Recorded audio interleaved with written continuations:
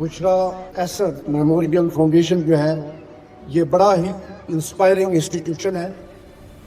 اس سے پہلے میں یہاں سے گزرتا ہوتا تھا تو انٹیک بلڈنگ جو ہے وہ مجھے بہت انسپائر کیا کرتی تھی، مگر یقین مانیں آج میں یہاں پہ آیا ہوں، یہاں پہ ایکٹیویٹیز دیکھی، مجھے ان ایکٹیویٹیز نے اس سے زیادہ انسپائر کیا.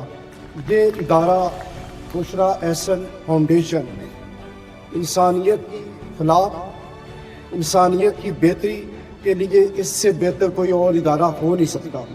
آنے والے وقتوں کے لیے یہ یقینی طور پہ بڑا امپیکٹ چھوڑے گا. اس کے جو فاؤنڈرز ہیں ان کا ویژن، ان کی سوچ اور ان کا یہ رول آنے والے وقتوں کے لیے یہ بڑا قابل تحسین ہے.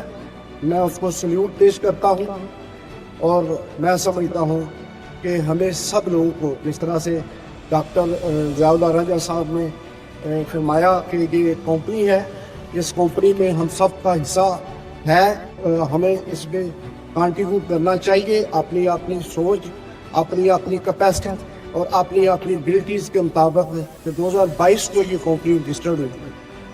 ابھی 2022 سے لے کے 2024 جو ہم یہاں پہ کھڑے ہیں، اس کے میں دیکھ رہا ہوں کہ امپیکٹ ہے.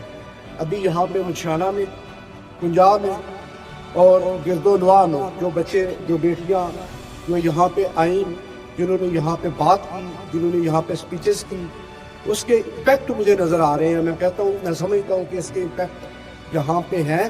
جیسے جیسے اس کی خوشبو، جیسے جیسے اس کا رول، جیسے جیسے اس کی جو یہاں پہ کنٹریبیوشنز ہیں وہ پورے پاکستان میں ہم سب لوگوں تک پھیلے گی، تو یہ یقینی طور پہ یہ پورا معاشرہ اور یہ پوری سوسائٹی اور پورے پاکستان کے لوگ اس سے مستفید ہوں گے.